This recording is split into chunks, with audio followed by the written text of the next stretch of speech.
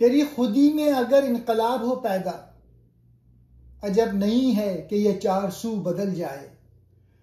खुदी कहते हैं अपने अंदर की कुव्वत, अपनी रूह, शऊर ज़ात। इनकलाब कहते हैं बड़ी तब्दीली, बेदारी, नई रूह। चार सू कहते हैं हर तरफ, दुनिया के अतराफ।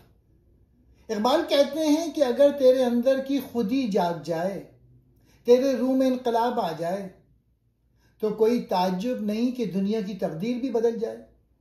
यानी इंसान अगर अपनी सलाहियतें, ईमान और यकीन को पहचान ले तो वो पूरी कायनात पर असर डाल सकता है।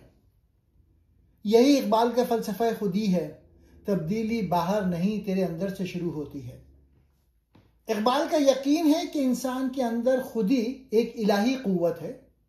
जब यह खुदी बेदार होती है तो इंसान का सोचना, अमल करना और जीने का अंदाज बदल जाता है, और फिर दुनिया भी उसके साथ बदल जाती है। इकबाल के नज़दीक दुनिया वही रहती है, लेकिन निगाह बदल जाती है, और जब निगाह बदल जाती है तो हकीकत भी नए रंग में दिखाई देती है। ये शेर हमें बताता है कि तब्दीली बाहर से नहीं, अंदर से आती है। जब इंसान के दिल में इनकलाब पैदा होता है तो वो हालात, निज़ाम और ज़माने की सिमत बदल सकता है।